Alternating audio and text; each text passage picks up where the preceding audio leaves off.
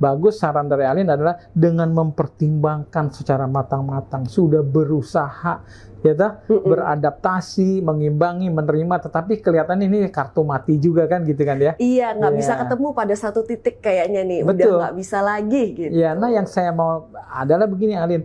Tadi saya bilang, kalau titik ketahuannya itu, disadarinya itu lebih cepat daripada 7 tahun, kira-kira lebih baik nggak menurut Alin?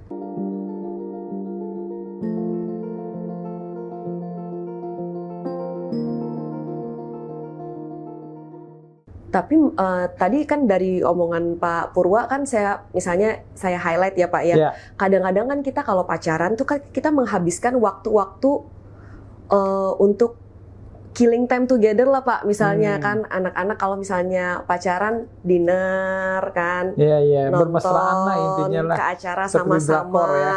Kita pas lagi wangi-wanginya, kita pas lagi relax. Tapi kan kita jarang ada kesempatan misalnya untuk benar-benar tahu gambaran utuh full pasangan kita kan pada saat misalnya dia lagi stres di kerjaan kayak gimana, pada saat dia lagi bener-bener cekak bokek nggak punya uang kayak gimana, pas dia lagi dapat kelimpahan kayak gimana dia handle-nya, pas misalnya tiba-tiba dia mendapatkan perhatian dari lawan jenis misalnya dari biasa-biasa aja kualitasnya mulai terbuka nih, paham kan, jadi tiba-tiba laki-laki yang biasa aja tiba-tiba jadi menarik di mata lawan jenisnya, dia gimana bisa handle nggak ini attention kayak gini. Nah kayak gini kan sebenarnya yang perlu kita tahu dan jalanin sama-sama. Jadi kalau menurut Alin, kalau saya boleh simpulkan adalah memang perlu waktu untuk bisa mengenal dengan baik, ya toh.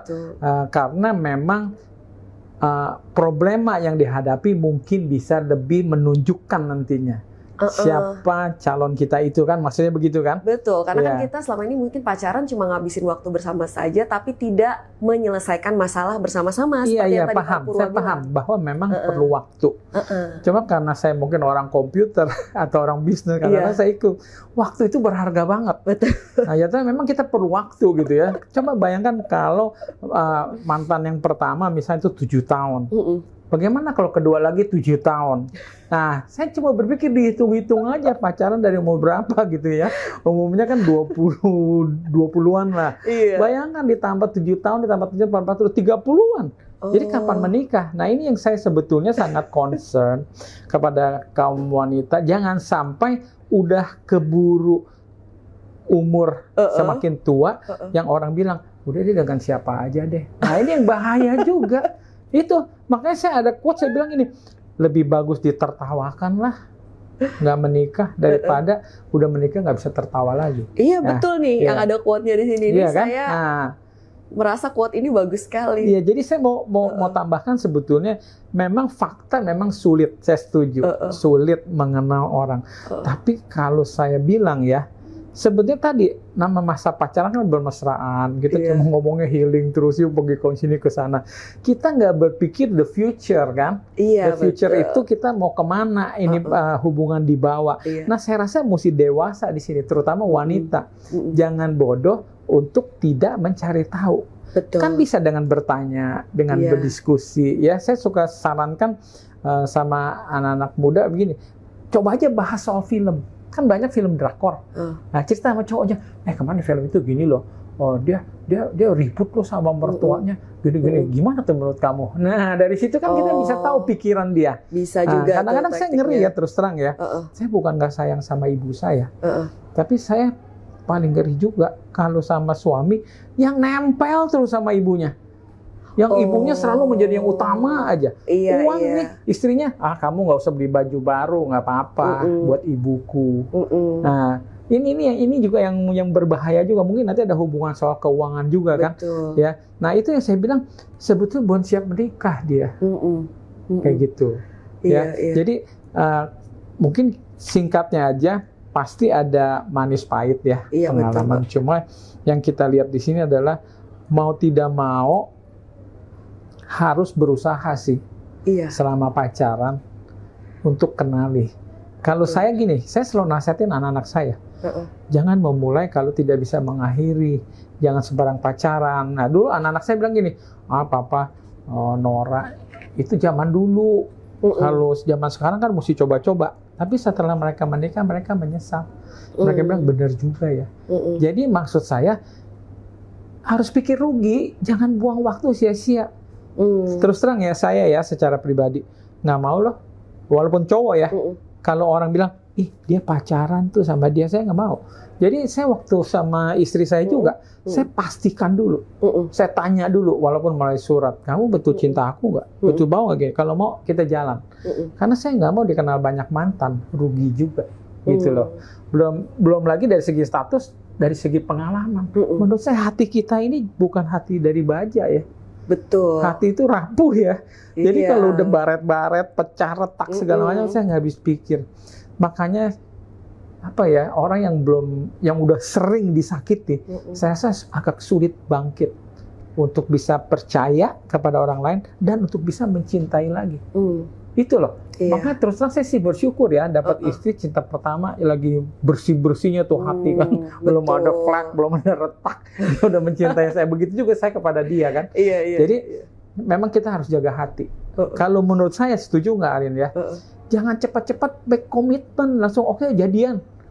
Jangan, kan bisa aja bergaul dulu, kenal gitu. Ya toh? Jadian itu kalau sudah pasti. Nah, tapi bahaya gini, wanita suka takut ntar ditinggalin. Dah, kalau menurut saya cinta itu nggak lari kemana. Percaya nggak? Betul. Ya kan, jadi nggak usah takut. Wah nanti dia syukurilah kalau dia nggak bertahan.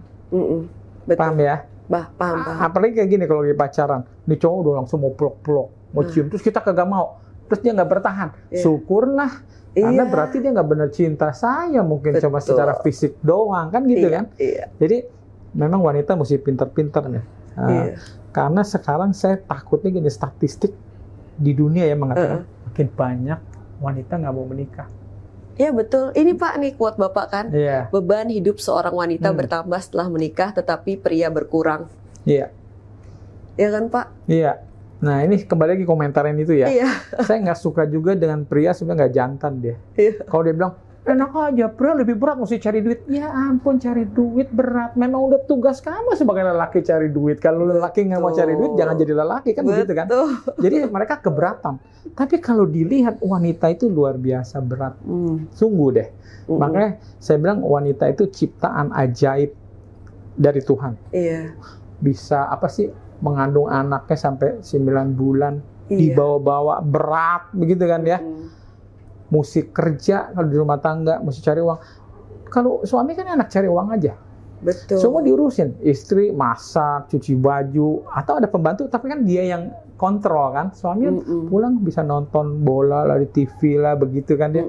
Jadi istri itu betul-betul, saya bilang maaf aja, makanya ada quote saya, kalau nggak dapat suami yang baik itu seperti jadi pembantu tidak dibayar. Waduh, sedih banget. Benar-benar sedih banget.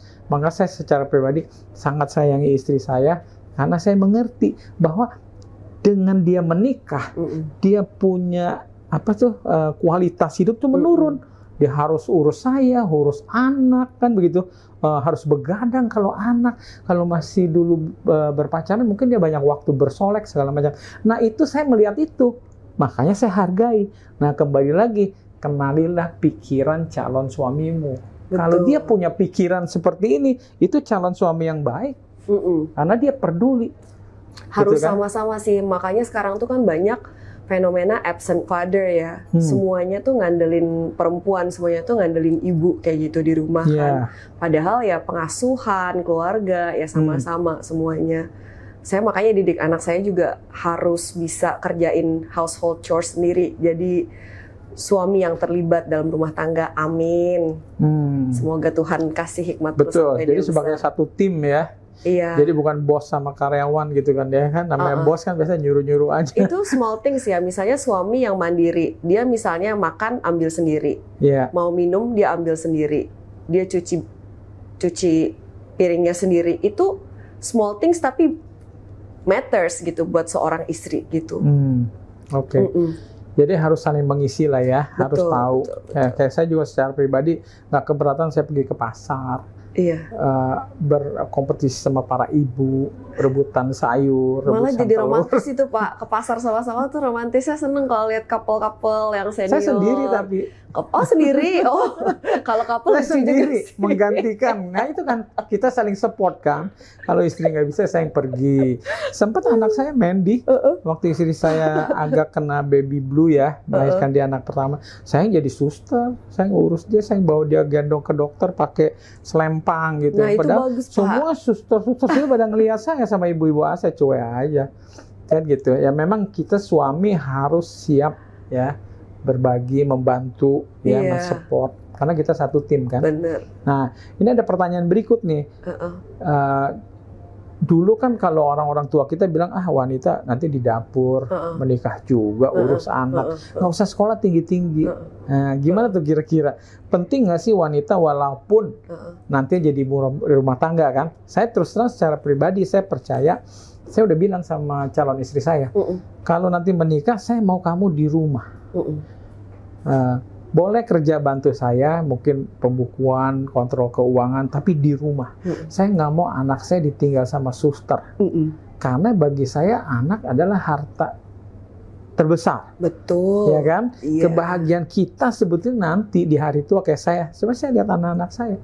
Saya terus terang bahagia lihat anak saya sudah punya rumah tangga, pikirannya bener kan gitu kan. Jadi kita tuh tentram, jadi orang tua bahagia dan bangga ya.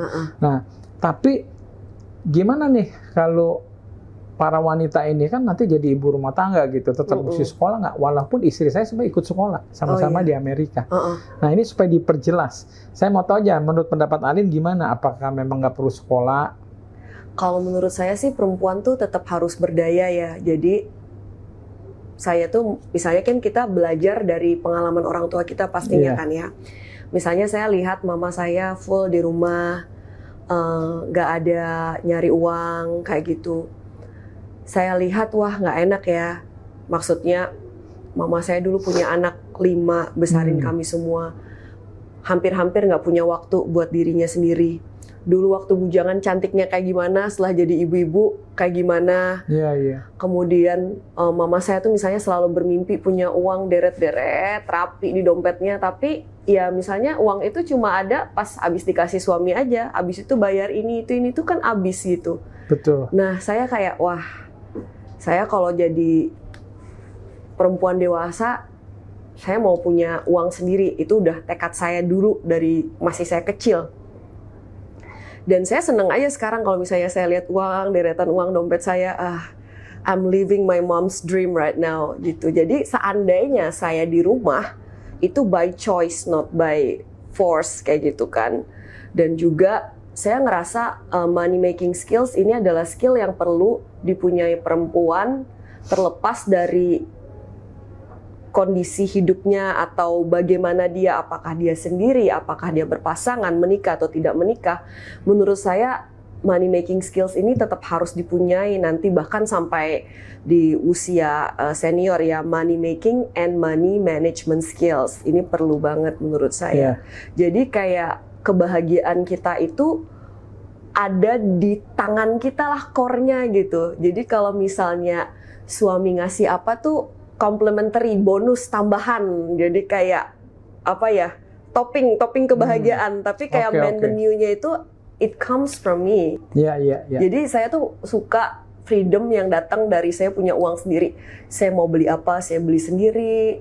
Saya mau bantu keluarga saya, uang saya sendiri gitu. Meskipun pasti juga akan bilang ke suami, bantu keluarga ya ini. Tapi itu rasanya tuh seneng banget saya punya kebebasan itu. Jadi terlepas misalnya kan orang cari uang nggak harus pendidikan tinggi ya, tapi misalnya kita ngerasa oke, saya perlu sekolah lagi atau apa, pursue aja menurut saya sih. Karena sekarang ada banyak jalan ya untuk mendapatkan uang gitu. Saya lihat banyak juga yang sukses tanpa harus berpendidikan tinggi, tapi yang penting kita terlepas dari status pendidikan itu growth mindset ya Pak. Kitanya teredukasi gitu, educated as a person. Terima kasih. Jadi sebetulnya beruntung juga nih ya kalau suami dapat istri seperti Alin yang mau mandiri kan gitu ya, tidak mengharapkan segalanya sepenuhnya kepada suami. Tapi dulu waktu saya masih single Pak, ada loh Pak orang yang lihat perempuan kayak saya takut Ada, Pak. Iya, ya. Tapi terus terang kalau saya secara pribadi, Iya. saya merasa sebagai suami harus memenuhi 100%.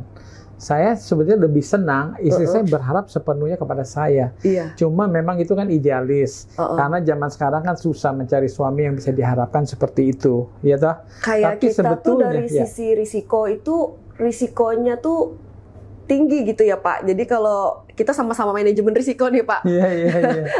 Jadi kalau buat saya lebih baik saya begini gitu. Tapi kan kalau saya sih sudut pandangnya ya, kenapa wanita harus berpendidikan tinggi? Bukan tujuannya supaya bisa cari uang, nanti punya uang sendiri karena minta-minta mas suami, gengsi dan segala macam. Sebenarnya bukan tujuannya itu kalau saya lihat nih. Satu adalah memang berpendidikan tinggi supaya bisa mencari uang, tapi sebagai backup. Kalau menurut saya ya, backup dan sebagai additional. Suami nggak setia, dia tinggal dengan wanita lain, atau suami meninggal, anak masih kecil. Betul. Terus bagaimana?